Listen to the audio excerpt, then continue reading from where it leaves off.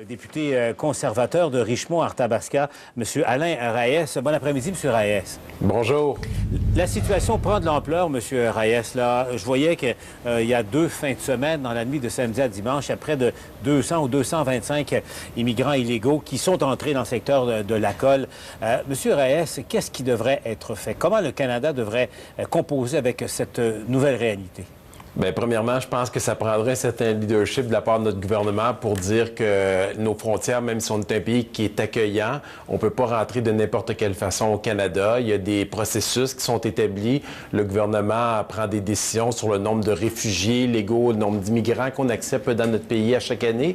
Et je pense que la dernière réponse que l'on doit donner, c'est une réponse qui est émotive. Et là, je pense qu'il serait temps que le gouvernement libéral explique les règles, donne les outils nécessaires aux agents frontaliers pour qu'ils puissent faire leur travail correctement et s'assurer que si quelqu'un veut entrer dans le Canada, que ça se fasse de façon légale et sécuritaire, que toutes les personnes puissent passer par le même processus, quelle que soit sa situation.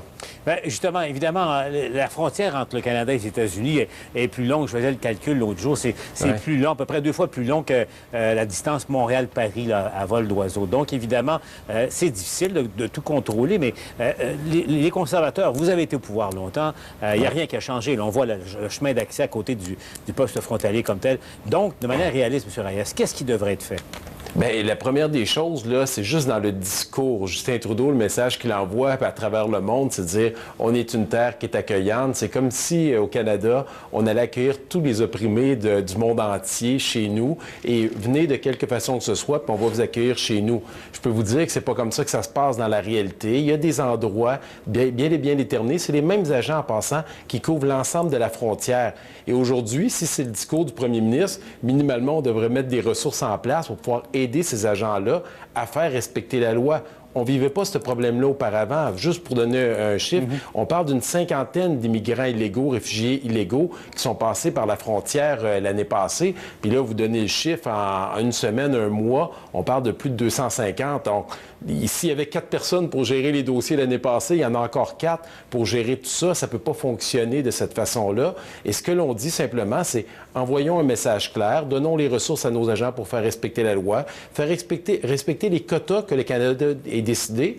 Et je tiens à le dire, dans une situation aussi importante, on parle d'être humain. La dernière chose que l'on a besoin, c'est d'une réponse qui est émotive dans ce cas-ci. C'est beaucoup plus une question rationnelle qu'on doit prendre, décider c'est quoi notre capacité d'accueil. Le gouvernement prend sa décision et par la suite, on met en place les ressources parce que là, je vous dirais, c'est un message contraire qui est envoyé même aux gens dans nos circonscriptions. Moi, je peux vous dire qu'à tous les jours, j'ai des immigrants qui rentrent dans nos bureaux, puis qui rentrent dans le processus normal, qui tentent de faire venir un membre de la famille, par exemple, qui tentent d'avoir leur citoyenneté canadienne. On leur dit des 2, 3, 4, 5 ans d'attente.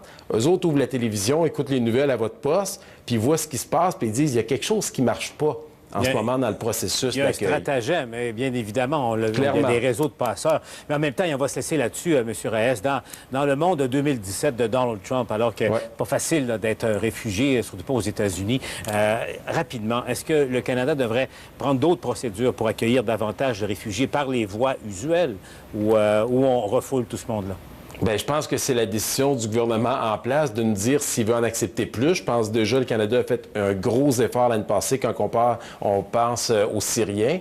Si c'est le cas, donnons les ressources à nos agents frontaliers pour qu'ils fassent le bon travail, s'assurer que les réfugiés qui rentrent au Canada, ça se fasse de façon sécuritaire, que notre système soit sécurisé et que l'on choisisse les bons qui viennent au Canada pour les bonnes raisons et non pas ceux et celles qui contournent parce qu'il y en a, c'est la réalité. Il y en a plusieurs qui sont rentrés qui vont être expulsés. Donc, je pense on donne de faux espoirs à certains.